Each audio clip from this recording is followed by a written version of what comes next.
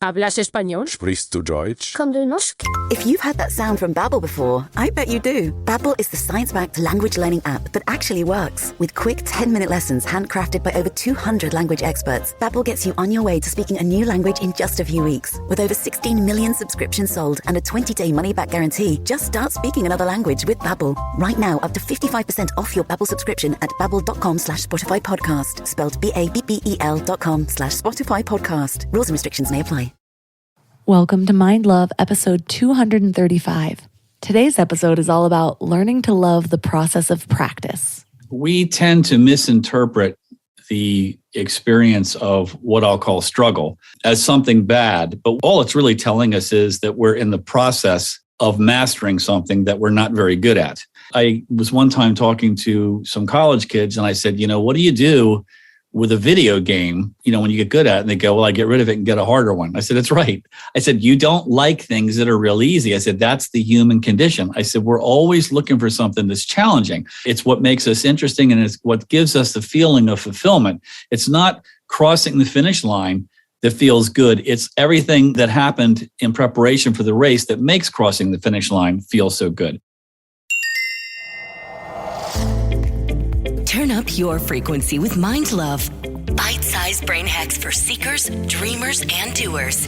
It's time to give your mind a little love with your host, Melissa Monti.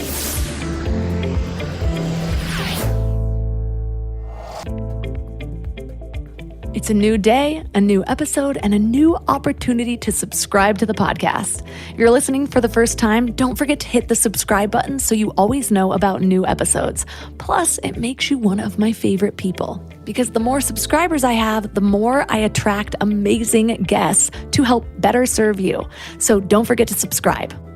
Today, I want to share a review from Zeta24, who says, "This podcast is truly one of my favorites. It came to me at the perfect time. I truly appreciate the content and Melissa's transparency. It always seems like it's exactly what I need to hear. I listen weekly and I share it with my friends. Melissa, thank you for this podcast." Well, thank you for this review. I've said this so many times, but I cannot emphasize enough how much these reviews just light up my entire week. So thank you for taking the time. And now let's get to it. When was the last time you practiced something in order to get better at it? If you're into sports or musical instruments, you probably have a leg up on most adults. But even then, a lot of people just lean into the skills that they already have rather than picking up new ones. My little one, Bravery, is 15 months old now, and watching him learn and try and fall and get back up is humbling, but it's actually pretty inspiring. Watching him has been a good reminder of what it really takes to learn something new again. I play the piano. I played the piano? I never really know how to word that anymore. I played really well through high school. Then I didn't have a piano for a few years. And then I finally got a nice keyboard, but I no longer really had any of the structure around practice. So I'd sit down sometimes and I'd play songs that I already knew. Or I'd bust out My Heart Will Go On if I saw a lonely piano at a party, and everyone would turn and say, "Hey, I didn't know you play." And I'd be like, "Yeah, I used to, or I sort of do." And that would be my surprise skill drop piano session for the year. But the thing about practicing, or practicing well, I should say, is that it's a total present moment activity. Kids know this. You watch them learning anything, and their whole mind, body, and soul is in that moment. Everything is a new experience for kids. Well, until it's not. But when you're raising a little one, that whole raising part is really just exposing them to new experiences day after day until they learn to be in the world and use their bodies and communicate. Everything is new. Sure, Bravery gets frustrated when he can't quite get something, but I think the real difference is that he doesn't seem to be judging himself for it. He's not like, "Welp, tried walking again today. Can't quite get it, so I guess I'm just not good at walking like the other kids. I guess I'm just gonna be a crawler forever." No, that would be crazy. He just gets back up and keeps going. Or keeps trying to get the peg in the hole. Or say blueberry a little better this time instead of blue baby. But the older we get, the more we expect skills to just be innate. You either have it or you don't. Way back in episode 86, I interviewed my friend Sarah Wells. She was an Olympic hurdler in Canada, and she told me a story that stuck with me. She said she wasn't always really good at hurdling or even running in general, but she had a chance to train with someone who was in the Olympics, and she realized that there was nothing super special about him. Well, in case his mom is listening, he was super special, but he wasn't born with any more skill than the next guy. He was just willing to put in more work. Well, that inspired Sarah, so she just started training longer and harder. She started being the one that was willing to put in more work. It was that shift in mindset that made her realize that she has just as good a chance as anyone else to make it to the Olympics. And so she did. The hard part is feeling good about getting there. We get in our own way with judgment about our progress. I'm not learning fast enough. This was harder for me than it was for him. I'm never going to get it. I'm not good at it, so I don't like it anyways. Alan Watts said, "This is the real secret of life. To be completely engaged with what you're doing in the here and now, and instead of calling it work, realize it is play." That is powerful. That is what we forget. It's all play, but we make it all work. I have to do this. I have to do that, rather than I get to do this and I get to do that. I'm 37 now, and sometimes I think, damn, I'm getting old. And other times I think, I'm likely not even halfway done with my life. There is so much time left, and I've already figured out a good amount of things in life. So the rest could really be my ultimate playground. I can still be anything. I can create anything. I can learn anything. I just have to be willing to show up for new things and learn to practice again. So that's what we're talking about today. Our guest is Thomas Sterner. He's the founder and CEO of the Practicing Mind Institute, and he's considered an expert in present moment functioning, or PMF. He works with high-performance people, including athletes, industry groups, and individuals, helping them operate effectively within high-stress situations so that they can break through to new levels of mastery. He's going to teach us how to accomplish more with less effort in the least amount of time while experiencing greatly reduced stress. So 3 key things we will learn are why we find it so much easier to focus on something when we consider it play rather than work, why it doesn't work when we try to enjoy something, and 4 techniques he calls the S words that will help you to develop control over your practicing mind. Before we go deep today, I want to give you a little gift, and I want to give it to you every single day. It's called the Morning Mind Love. I know how life can be. You're all fired up after an inspiring episode, and then a new day or a new challenge comes at you, and it's just hard to keep up that energy. Well, the Morning Mind Love is kind of like an oracle from your higher self to help you start each day with a positive focus. Plus, when you sign up, you get 2 free gifts, a 30-minute binaural meditation and 30 days of journaling prompts to help you remember who you truly are. And it's all completely free. So join over 9,000 people and go to mindlove.com to sign up, or text the word morning to 33777.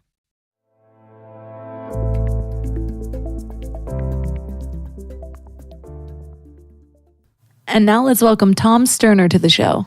Well, thanks for having me. Oh, awesome. Okay, well, my first question is, what got you interested in studying really the art of practice?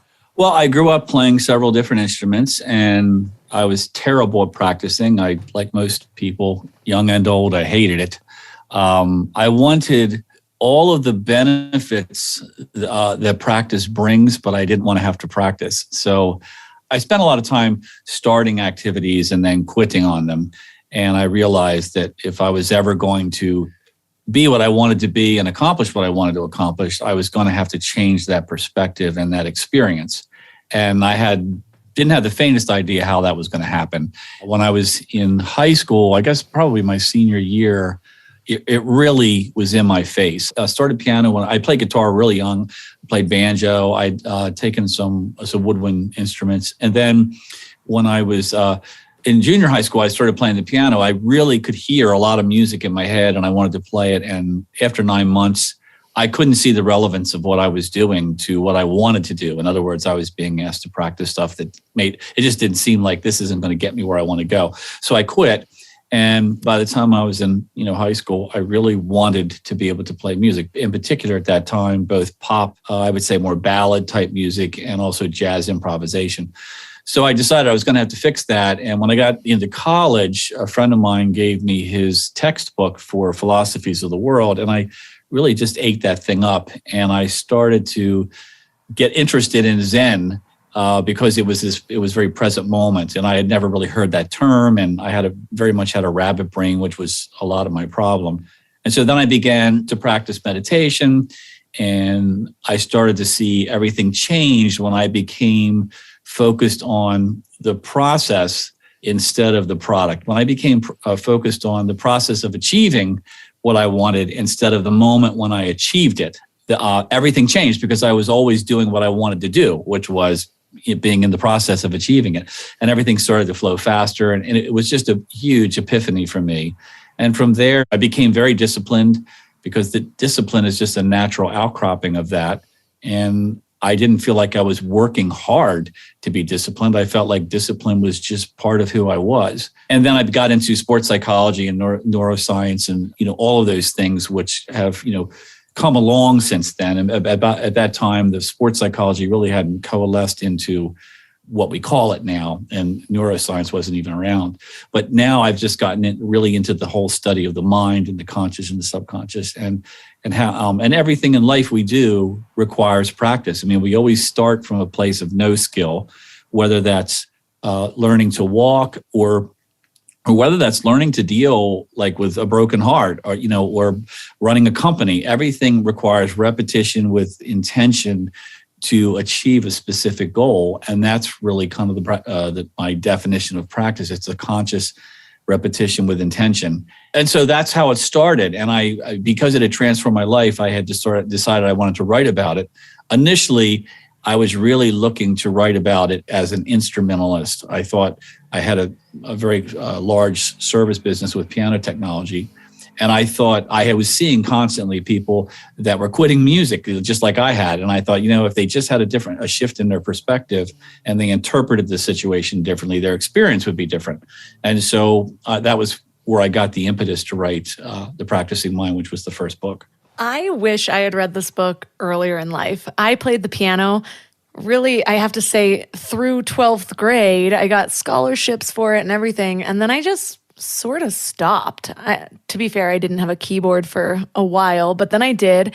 And I can still play like 3 songs as though I play very regularly, but they're the only 3 songs I know now, and it's such a bummer.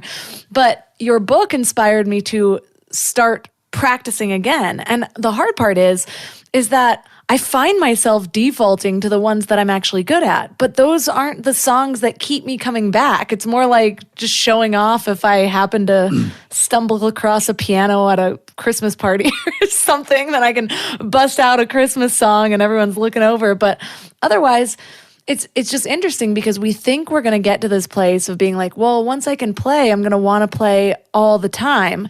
But it's like, I know how to play these songs, but it doesn't keep me in the present moment as much because I can think of other things as I'm playing the song. Well, that's a secret in life, really, that you've just brought up. And that is that we tend to misinterpret the experience of what I'll call struggle as something bad. But what struggle is, all it's really telling us is that we're in the process of mastering something that we're not very good at. With like the songs you play well, you don't think about them because you play them. But was one time talking to some college kids, and I said, what do you do with a video game when you get good at it? And they go, well, I get rid of it and get a harder one. I said, that's right. I said, you don't like things that are real easy. I said, that's the human condition. I said, we're always looking for something that's challenging. I said, it's what makes us interesting, and it's what gives us the feeling of fulfillment. It's not crossing the finish line that feels good. It's everything that happened in preparation for the race that makes crossing the finish line feel so good.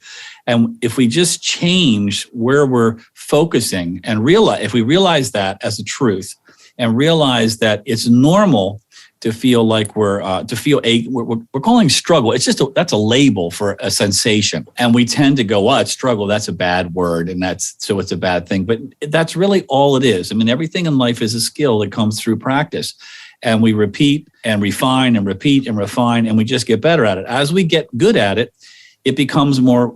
It becomes mastered, and it becomes effortless. And so, music is really a good incubator for that. But as you described, it really comes down to when we learn how to play something. Well, let me go back. Let me say that on the very first day of piano lessons, what you have is a situation where you don't know anything. You don't know what the notes are on the page. You don't know where the keys they correspond to. You don't know timing. You know nothing. And so you are at your threshold in that moment. And so the teacher says, okay, this dot on this line is this note on the keyboard, and you're going to press that every time you see this dot. And that's where you are. Now, how do you feel inside? Well, you feel like you're struggling. That's the sensation. That's the feeling. I feel like I'm struggling. Why? Because you're up against your skill threshold. Now, if you go forward, say 5 years, you're way past that threshold. But how do you feel inside when you're trying to play Chopin's Nocturne in D flat? You have the same feeling. The feeling is, I can't, this is hard, this is struggle. That's really, all that's telling you is, your threshold has moved with you. And so we're always up against our threshold when we're trying to transform ourselves to move into new ground. We just misinterpret that as being something bad when actually it's quite normal and it's supposed to be there because it's just a feedback loop that's telling us, there's nothing wrong with the fact that you're feeling this. You're feeling it because you're pushing your threshold farther. You're right up against that wall. That's the reason why in 5 years, you don't want to go back and play the stuff you played in the first 2 weeks of your lessons. You're way past that. That's just too easy for you. And that's what you're describing there. When you go back and play those couple of 3 songs or whatever that you're already competent at, there's no real fulfillment in that anymore. And your soul, your spirit or whatever it's looking for something that's up against your threshold. So it's looking for something that's more difficult.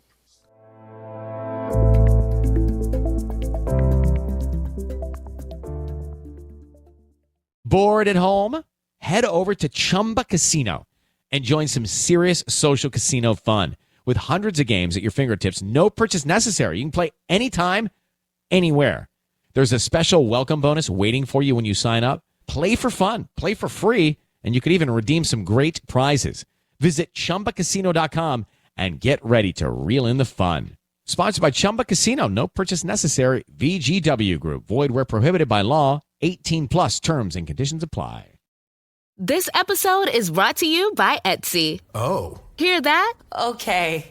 Thank you. Etsy knows these aren't the sounds of holiday gifting. Well, not the ones you're hoping for. You want squeals of delight.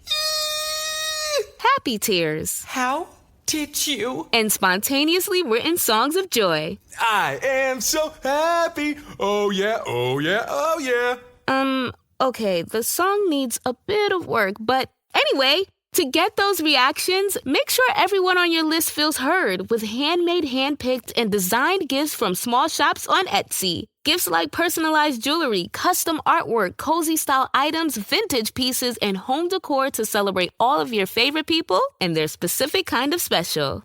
For original gifts that say, I get you, Etsy has it.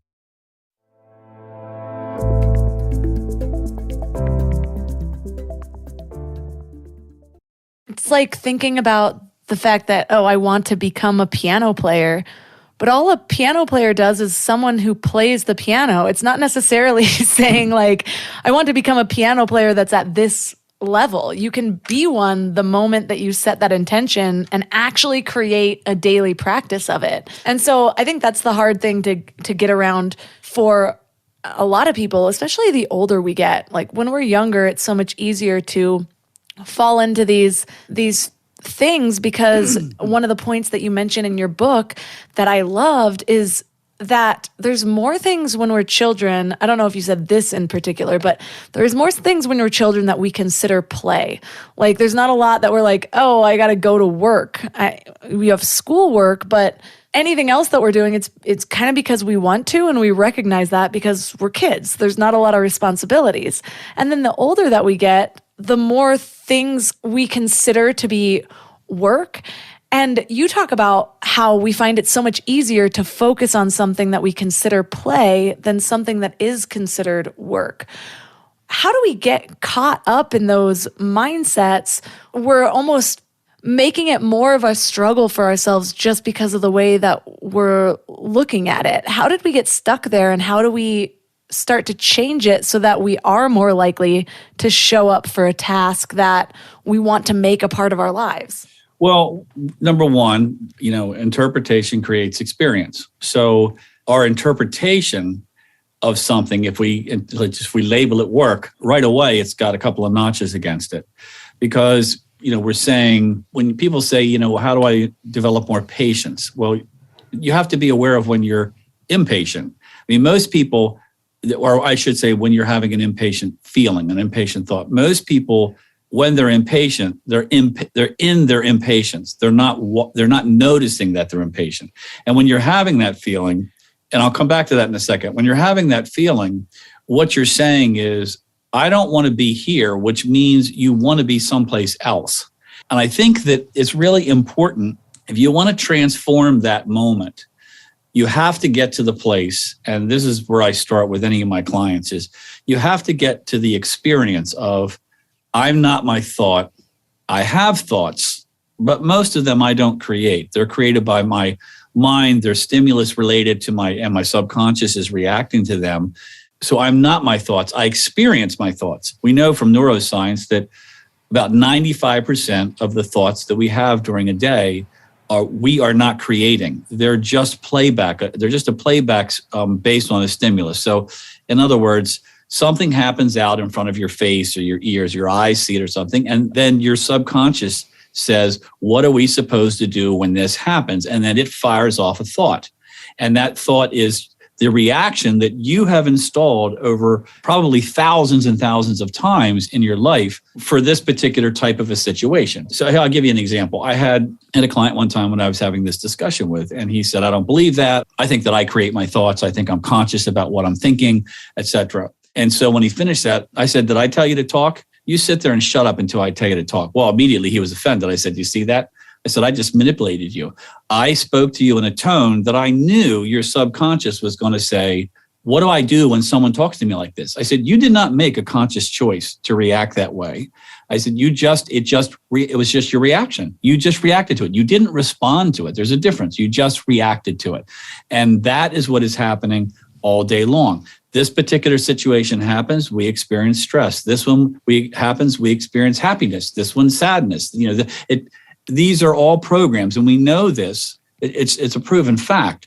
So in order for you to get out of that loop and actually become the programmer so that you can reprogram and reinstall new programs on your own hard drive, you have to have the experience of what it feels like to watch your mind thinking instead of being in the thinking itself. And you have to do that through some sort of a meditation program. I recommend 2 to my clients that, either phrase-based or breath-based. But really what you're doing there is you're watching and realizing how much your mind thinks without your permission. I did a thing with young people one time where I said, because I already knew what the answer was. I said, I want you to close your eyes for 2 minutes and stop thinking. And so I put a timer on it at the end of the 2 minutes. They're all chatting amongst themselves, and I couldn't do it. I can't believe it. I was everywhere. And I said to them, you see, you are willing your mind. You're telling your mind, don't think. And your mind is saying, nope, I'm going to do it anyway. I don't care whether you want me to or not. And it has more power than you do. So if you're not controlling it, then who's in control?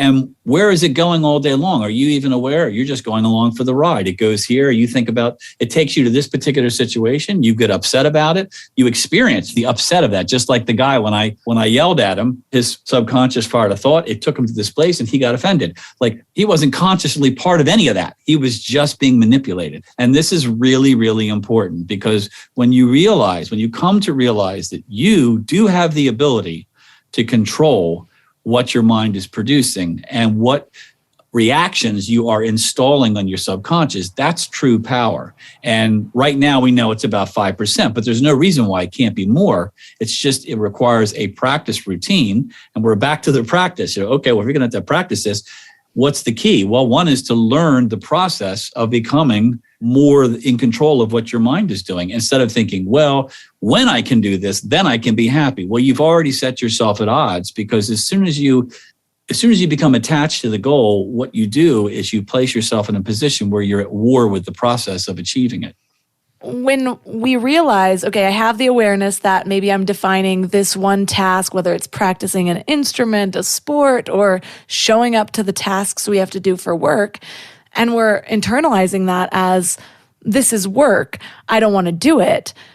One of the things you say also is that when we're like, okay, well, I'm going to make myself enjoy this, that we kind of work against ourselves as well, because we end up bringing in emotion and struggle. Can you talk more about that?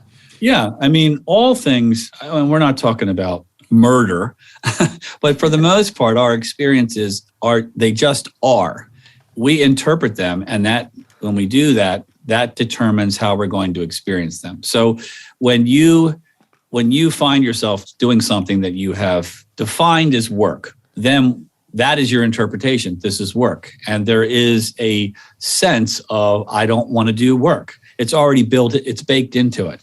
And so right away, your interpretation has started this experience. But if you change that interpretation, and I'm not saying that this is always easy to do, but the first step is to have the knowledge that it can be done, and this is the mechanics of it. If you interpret that differently, and I can attest to this because I do it all the time, if you interpret it differently, like, look, this is where I want to be right now. This is where I need to be right now. This is it. This is what I'm doing right now. What happens is you become attached to the process. You're not judging it. Judgment is always a problem, because judgment always has emotion laced into it. I think it's important to understand that what we want to do is analyze things. We can analyze things, and there is no judgment in analysis. It's just you're just looking at the data.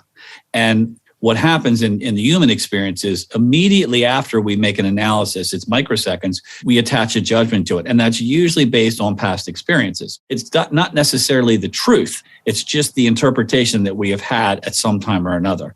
And so if you can learn to suspend that and just look at the thing that what I'm doing now it's not work. Because you could say cutting the grass. Well, some people love to cut the grass. They absolutely love it. Somebody else hates it. Well, cutting the grass is just cutting the grass. It's neither. It's not work and it's not play. It's the interpretation of the person behind the mower that has created the sensation and the experience that they're going to have. When you really realize that, then you can become much more productive, because you stop attaching an interpretation, a specific interpretation that creates a lousy experience to a specific event.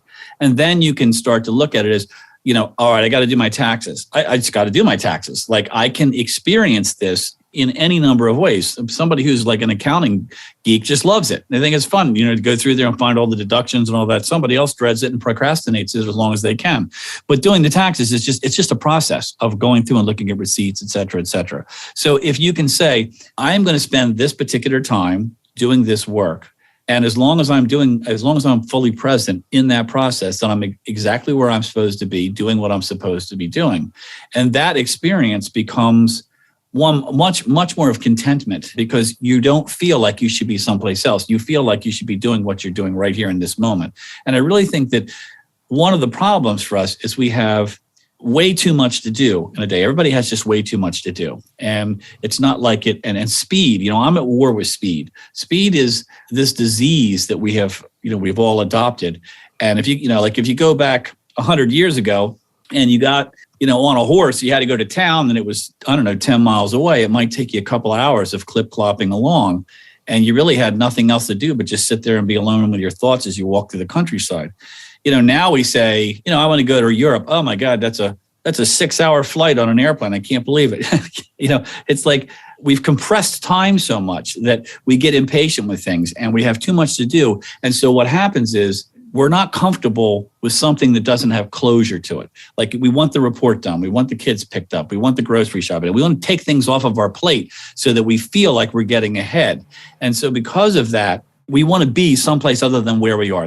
I guess that's what I'm trying to say, is that our mind gets bored easily. And anybody that tries to meditate will find that out, that you tell your mind, we're just going to sit here and watch our breath. And the mind very quickly says, you got this. I'm going to go think about that report that we got to have done by tomorrow. And it just takes off. So what is happening internally in us during the day is that our mind is always, it's never content to be still because it has this feeling that it has to be constantly in motion. It needs to catch up on this stuff and get all these things done. So this feeling that's inside of us that's driving that will finally go away and we can feel like we can exhale. So that to me is a large part of why we are impatient in the moment and why we're always trying to get someplace other than where we are right now. And I think that that's an important point to make. I have endless questions that answered multiple of them.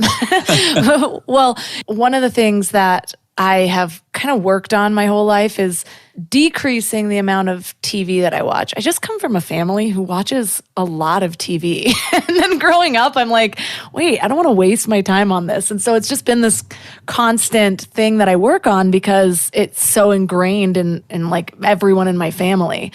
And I don't really want to be that way. And so I ended up wanting to start reading more again. And so I realized, though, that I would get stuck in the process of picking a book. And so I'd end up like scrolling through Kindle or like going to the library for too long or whatever. And I'm like, okay, what I need to do is if I really want to create reading to be a habit so I don't get stuck in this loop, I need to like maybe create a list of ahead of time. So I created a list of all these books that I wanted to read. But I almost feel like that I worked against myself because once I had the list of all the books I wanted to read, it was no longer like this leisurely thing that I could just like read for an hour each night. I became obsessed with it. Like now that it was in a list, I needed to check all of them off as fast as possible. And I ended up going through so many books in like a 3-month time that I wanted nothing to do with books for months at a time. And so there is just this need of when we have this list of things to do that it's like on our minds all the time. And so how do we get into the present moment from that to sort of relax and be like, okay, it's not about the completed product. How do you use that mindset of just zoning into the present moment?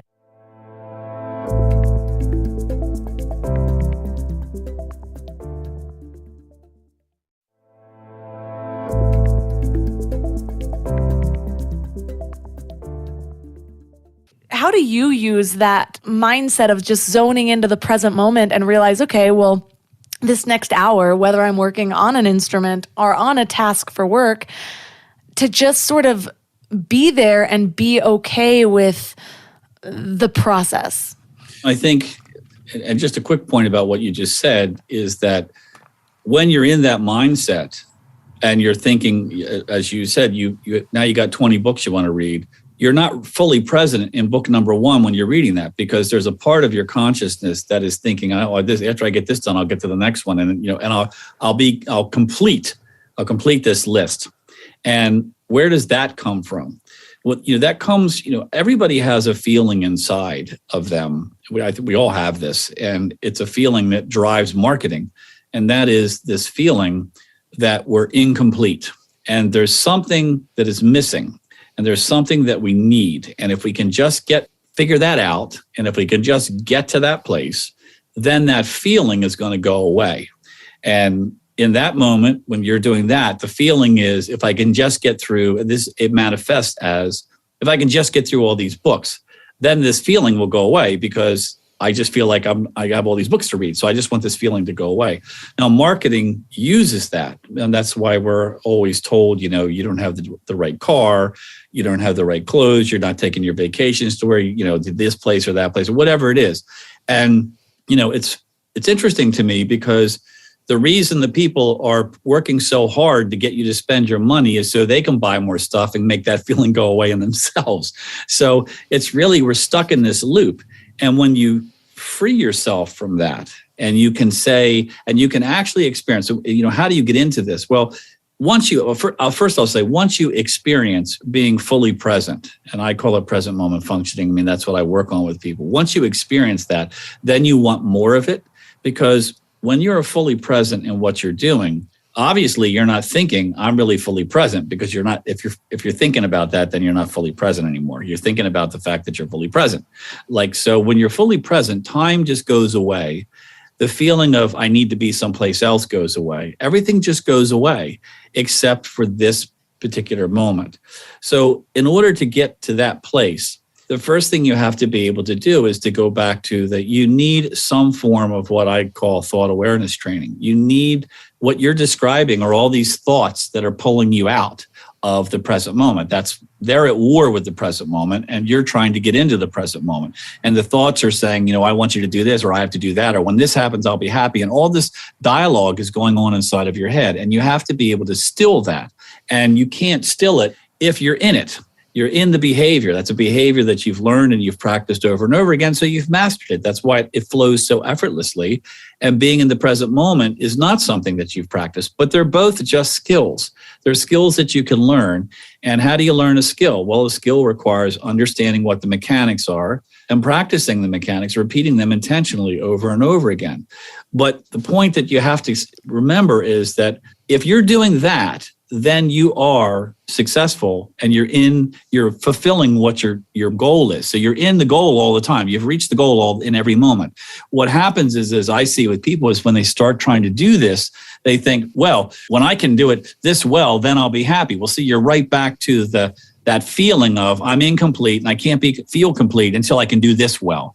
And so that's really the catch-22 is if you can just let go of that and you practice thought awareness, and thought awareness, is like a meditative process. And when you do that, what it does is it allows you to live and anchor yourself in the world of the observer. The observer is never impatient. The observer is just, this is where we are. It's just not emotional. It doesn't judge. Emotions come from judging. It doesn't judge them. It's just here and now. And when you learn that, you can it's like when I said about impatience, when somebody says, how do I become more patient? Well, the first thing you have to be able to do is experience the difference between being in your impatience and noticing that your mind and your subconscious working together are producing an impatient interpretation. They're creating an interpretation of this moment that is impatient, so you're experiencing impatient. There are two very different perspectives to live in. And when you get to that place where you can be mostly in the observer, then what you're asking happens naturally. You don't have to try to make it happen. It just happens. So you're really kind of getting to there in a roundabout way. But it's difficult to get people to spend 10 minutes a day. It's really kind of crazy. Like, I ask people to, look, for 10 minutes a day, I want you to do this. And they find it hard to spend that 10 minutes. Yet they don't find it hard to spend 10 minits watching TV or staring at their phone or whatever else. They can't let go of those things long enough to get themselves mentally and emotionally to a place where it's just a much more pleasant way to spend their day. So, how do we get into that? You have got to first, the very fundamental building block of every self-help, every transformation thing is always getting to a place where you live in the perspective of the observer. And that's when you have control of what you have the ability, I should say, you have the privilege to change what you experience. And because when you say, well, I'm in the present, how do I get there? Well, the problem isn't so much getting there. The problem is being patient with yourself as you develop the skill of being in the present moment. That's the problem. It's a skill and it's going to take repetition, and repetition is going to take time. And so you need to let go of this. I will get to this point where I feel great. I actually had a client one time say to me, I want to know what it feels like to go through the day as you, how you experience the day. And I said, well, I'll answer that question as soon as you describe the color blue to me. And of course, he got the joke. And the point is that you have to do this. It has to come from the inside out. It's conscious experience. And you have to put in some effort. And it's really crazy that we don't mind putting in effort for a lot of things, making more money so we can buy a more expensive car or something like that. But something like this, which is totally free, and everybody has the ability to do it. And it completely transforms. It drops all the stress away. It gives you control in situations that you thought you could never control. All those things. And they resist putting in just a little bit of effort that it requires to do it. I found, though, for me, there's little moments of, it's like a pivot point. And I'll give an example of that. So trying to watch TV less, I find that if the TV happens to be on when I put my baby down for bed, then I'm more likely to just watch TV for the rest of the night. Versus if I turn off the TV, because every now and then I'll have it on while I'm making dinner or whatever. If I turn it off, put the baby to bed, it's like I've created the space in order to do something else. And I think that's where so many of us get caught up is that we're not allowing ourselves that much space to add anything new to our lives. So of course that 10 minutes feels impossible because we're like, I didn't have any time in this day. But if we had somebody following us around with a notepad actually calculating what we spend our time on, or if we just look at our screen time on our phone, then we're like, really? I can't find this chunk of time to do that. And so for me, a lot of it is those rituals. It's not even so much that one thing I want to do. It's like, okay, well, how do I set up my life around it in order to make sure that I have the space to do this and something kind of propelling me into it. And so my reading time at night is not just reading time. For some reason, I find it almost impossible to just get on my couch and start reading. I first make my tea. I light a candle. I turn on my little aromatherapy thing. I turn the lights on just so at the perfect level. And then I sit down to read. And for some reason, if I do all these other things that seem like it should make it way more complicated, I'm just much more likely to actually sit there and dedicate that time to the thing that I want to do. Well, what you're doing is forming a habit of behavior. And so your mind knows that when this starts, it leads to this, it leads to that. And now it's time to read. And that's, if you look at meditation, if you follow your breath, your body learns that when you start to breathe this way, your experience should be calm and it should be content. And so if you practice that over and over again, it's just an automated response that comes from that. And that's what I was saying earlier, is that the subconscious is always watching. And what it does, it's just a recorder. It's a feedback loop. It doesn't think, it doesn't have a sense of humor. It doesn't create. It just watches and records and associates certain things with certain other things. So when you go with what you just said, well, now it's like, your subconscious records this when she does this and this and this. It means it's quiet time to read. And then it prepares your mind for you to sit quietly and read. And I think that one thing that would be helpful to people is to understand, for the most part, when you were saying, like, if the TV's on, I'll sit down and watch it. Well, let's just say that's a real problem. Let's just say that you don't want to do that and you want to read instead. Most people don't have the faintest idea how to break that cycle. And for me, I ask people a simple question. If in that moment, there's a moment, and when you see the television, there is a moment where the thought comes up, I think I'll just watch TV. I don't really want to do that, but I just don't feel like doing something else. There's that moment where you're caught in that momentum. And I ask people, well, if you could do anything and be any person in that moment when that happens, what does that look like? And they don't have the faintest idea. And, I tell them, look, if you don't know what that looks like before you're in that moment, then you won't find it when you're in that moment. This is why, I'm a pilot, I have an airplane. And when you're learning to fly, you learn, like, if this happens, this is what you do. If this happens, this is what you do. And you practice it over and over and over again so that there is no decision making in the moment where you're your weakest. So taking it back to this, if you have a very firm idea of if I can handle that moment, discipline-wise or whatever, what does that look like? Well, now you have a target. If you've made that decision, look, if I walk out in the living room and I'm walking past and that television's on and that feeling happens, that's going to be my trigger. And what I'm going to do to counteract that trigger is I'm going to do this. And then you know that. And so there is no indecision in that moment. And it really gives you a lot more power in that moment because you're not in this situation of, like this weak thing. Because the habit of doing that is going to be very strong because you've repeated that over and over and over again. So it's going to flow effortlessly and you're going to have to push back against that habit of behavior. And it's so much easier to do that if you have a set of instructions that you have created that you want to follow when that occurs.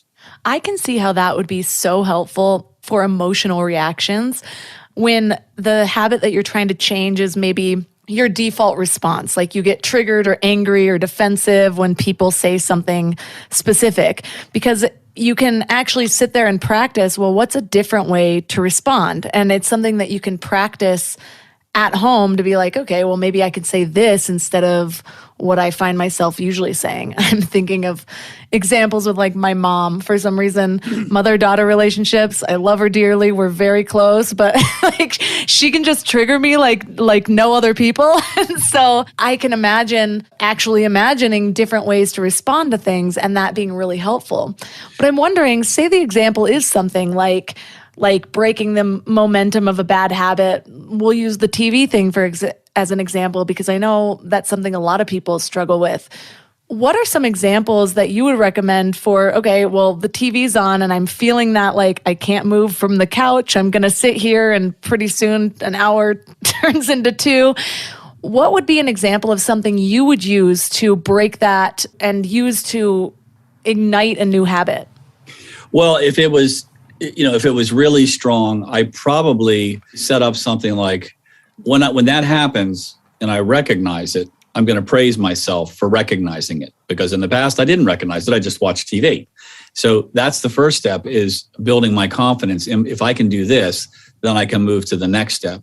And then I would have the next step completely planned out. Now, an example of that might be, I would take the book that I wanted to read, I would have it open to the page, or at least a bookmark in there, and it would be ready. And when that thing happens, I would have what I call a rescue mantra.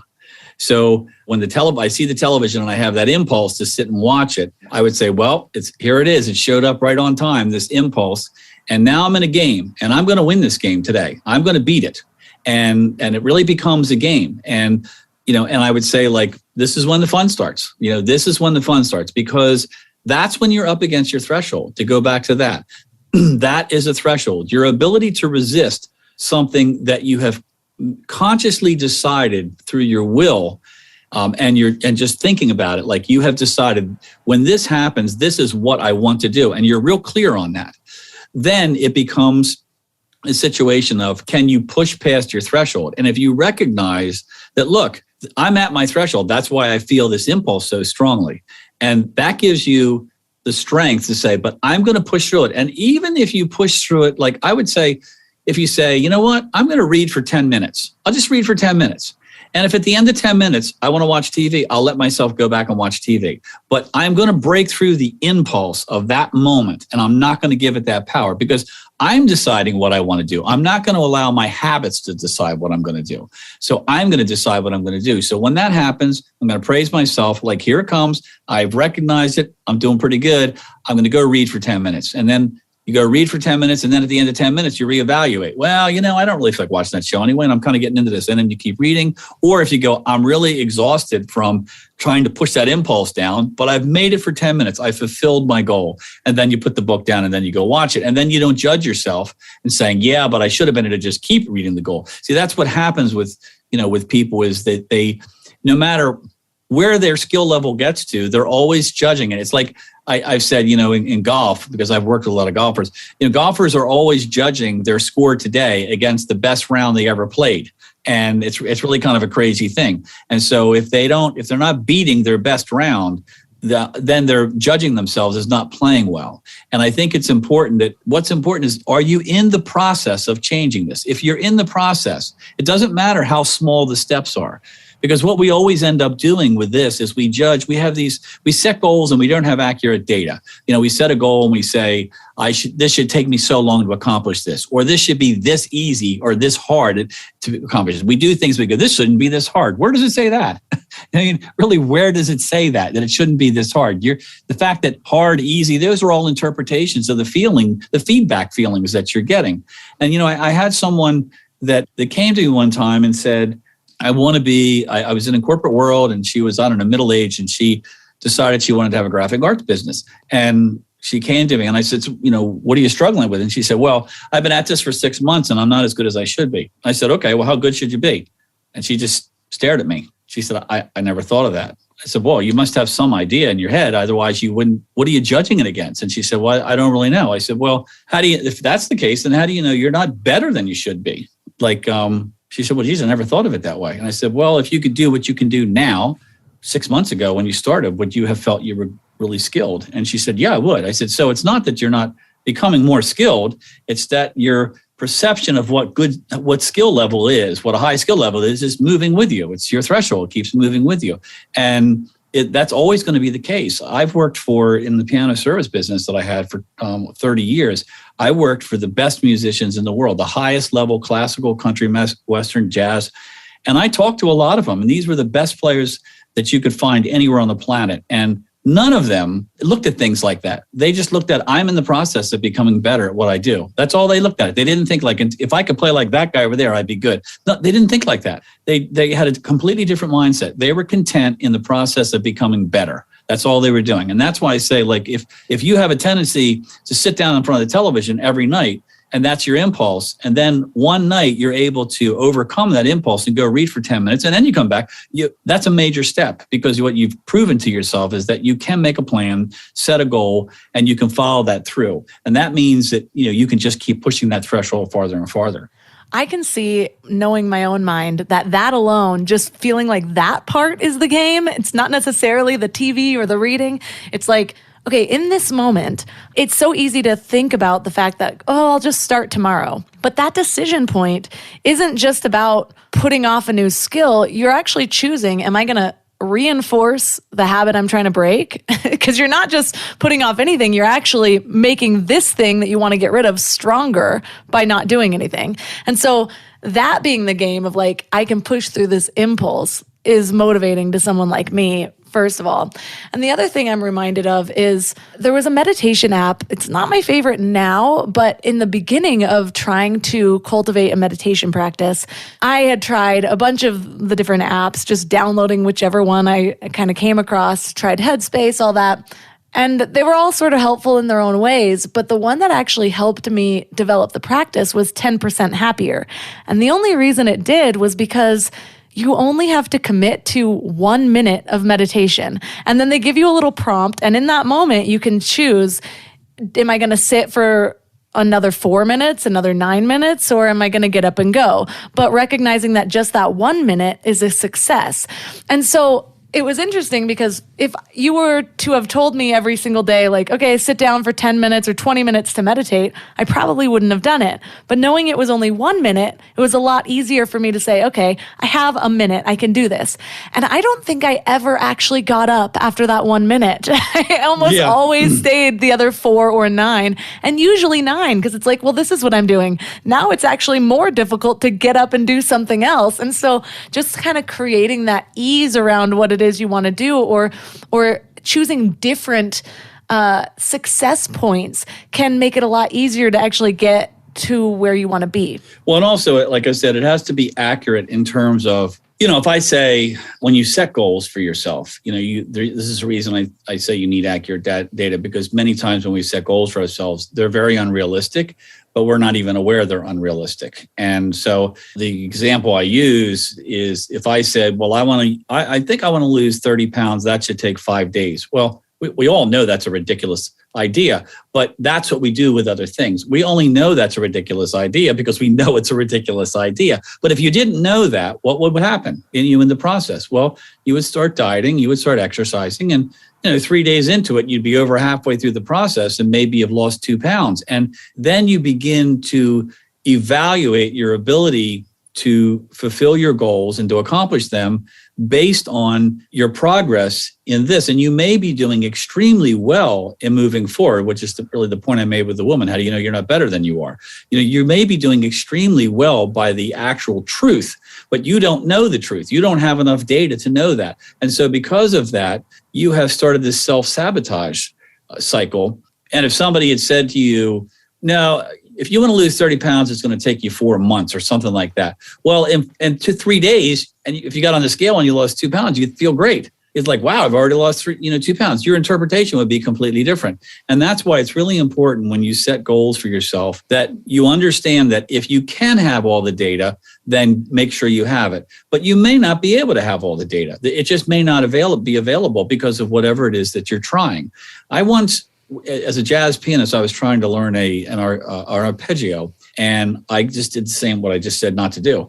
I said, well, I'm going to practice this in my practice routine, which was several hours a day. I thought I'll practice this for 15 minutes every day, and I'd be able to play it in 2 weeks. And well, I couldn't. In 2 weeks, I couldn't play it. And I thought, I went into this thing of, well, maybe I don't have the ability to play this. I don't understand. I see other people doing it. Why can't I do it? And I've certainly put in my time, et cetera, et cetera. And I gave up. And then several weeks later, I was playing in a country club, and it came my time to solo. And I don't know what possessed me, but I just tried to play the line, and it was there. It just flowed effortlessly. And I couldn't figure out what had happened. Well, what I learned later and through neuroscience was that it takes the brain so long to create the synapses and the electrical connections and all the things that need to happen for that hand-eye coordination thing to happen there. And it wasn't there when I started, and it just needed more time. And if I had known that, and somebody said, well, of course you can't play it in 2 weeks because it's going to take you 4 weeks. Then in 2 weeks, I would have been completely relaxed, and I wouldn't have been judging myself as being inadequate. So that's why I say when you set goals, it's really important that you have as much accurate data as you can, and you realize that data may have to change. Whatever your perception is may have to change as you move forward, because you'll be getting more information. And the more information you get, the more educated you are about timing and all that sort of thing. It's a very important concept. Well, the last thing I want to cover before we leave listeners is you talk about the 4 S words that kind of help to create these goals around your practice. Can you walk us through those? Well, simplify, small, short, and slow. And we've really kind of touched on that stuff during this whole discussion. In order to stay present in the moment, it is very helpful if the first thing you do is simplify whatever task you're trying to accomplish. And how do you do that? Well, one thing is that you break it down into smaller steps. And then you, like you said, only meditate for a minute. That's all I'm going to try to do. I'm just going to try to meditate for a minute. It's like, somebody in my family called me one day and said, I tried to be present moment yesterday and it didn't work. And I said, well, the problem with that sentence is the word yesterday. I said, nobody's going to, unless you're some Tibetan monk in the Himalayas, you're not going to be able to do that. I said, you should say, I'm going to try to be present moment from 9 to 9:15.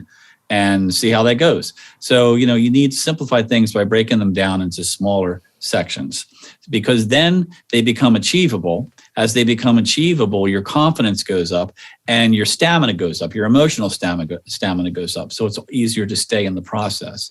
And to do that, many times you have to work in shorter periods because of your stamina. You only be able to, when you're trying to do something, you can only muster so much discipline in something that you're completely unskilled at. I mean, that's when it's taking your mind, like if you look at the mind, the reason, why does our mind create habits? Well, it creates habits because they're very efficient. Habits don't require any decision making. It's just running a program. And that's great because it's very processor light. It's not processor intensive. What's wrong with it is, or what I should say bad with it, at times, is that there's no conscious choice making in it. It's just, it fires off and the file is run. So, but habits, if you're trying to break a habit or you're trying to create a new habit, beginner's mind, it's always the hardest when you start learning how to play a musical instrument, when you start learning how to drive a car. You're not listening to the radio and talking and all these things, because it takes all of your focus to learn how to drive the car. So it's important that you set shorter time periods so that it's more about being achievable so that you can be successful. And then your stamina goes up and your confidence goes up and you become more inspired because you're constantly seeing success. And the last thing is slow. Slow is just a fascinating thing to me because it's very difficult, and particularly in the world we live, it's very difficult to do anything slow. If you feel like your mind is just all over the place and you're completely out of sorts and you just can't focus, try doing something slow. I mean, really intentionally slow. Like if you're right-handed and you try to brush your teeth with your left hand and slowly, you won't be able to think about anything else because it takes all of your cognitive ability to pull that off. And if you tell somebody, you walk across the room and you don't think a thing about it. But if you tell somebody, I want you to walk as slowly as you can across this room, all of a sudden their mind comes right into focus because it's having to do something that it doesn't know how to do, or it hasn't practiced, so it hasn't become a habit. And so to me, slowness is always a go-to thing when you feel like you're getting impatient or your mind is running or you're agitated, because it's very helpful for stopping all the chatter and pulling you back into the present moment. That's really how I would use the 4 S words. Well, thank you so much for all the value that you brought to this episode. It's interesting because I have studied habits so many different times in my life. But as you even mentioned in your book, it's like we need to review these things. Just because we learned it one time in the past, if we're not consciously integrating it into our life and our experience, then we just lose it through life. And so now it just feels like such a time where I need to revisit all these things. A year after having a baby, kind of getting my flow for the first time in the last few months. So I know I personally have a lot to practice just with this episode alone. So for listeners that are resonating as much as I am, where's the best place for them to connect with you and find your books? Well, the books, obviously, I would recommend the print version of the book. I think some people have both. I think that I did the audiobooks, with Fully Engaged, which you should read The Practicing Mind first, because Fully Engaged, the second book, refers back to things in The Practicing Mind. So you would be not getting everything out of that book if you started with Fully Engaged. And I think the print book, the reason I think you should have a copy of the print book is that you can always, it's much easier to go back to highlight something. And then, like I said, if you want to listen to the audio thing, they're available on, at least The Practicing Mind is available on Audible. The Fully Engaged, they have all the files, but for some reason they haven't put them out there yet. But you can get them from me if you're really interested in that. I actually just finished the manuscript for the third, which is the last in the trilogy of those books. But you can find, I would recommend that you find the books, they're in most bookstores. The book's been, much to my surprise, it's been extremely successful. It's in a whole bunch of languages. And so I'm very pleased. And at this point, it's been out for about 18 years. My website is, tomsterner.com. And, there's all sorts of stuff there. You can find, you can talk to me. You can set up an appointment to talk to me if you would like to talk about, working with me. I have a pretty good system, for that. That's very affordable and doesn't take all of your time. And I'm also I'm not a believer as a coach. I'm not a believer in transformation taking months and months and months. I just don't think that that's necessary. I think it doesn't take that long to understand what the mechanics are. And then it's a matter of practicing. So what a lot of people do is they take, they have some sessions with me and then they work on that and then they will check in at some time later. So I'm not really someone who is selling a bunch of packages, like you have to buy $3,000 worth of a package or something. I don't work that way. So anyway, that would be it. If you go to thetomsterner.com, you'll see, you can certainly get in touch with me there through the contact form, or you can just email me, tom@tomsterner.com. It's pretty easy. All the links for this episode are at mindlove.com/235. Your challenge for this week is to develop a process of practice. Whether you're learning an entirely new skill, you're diving into an old one, or you just want to create a habit that will improve your life. If you absolutely can't think of anything, I would start with meditation. There are so many benefits of meditation.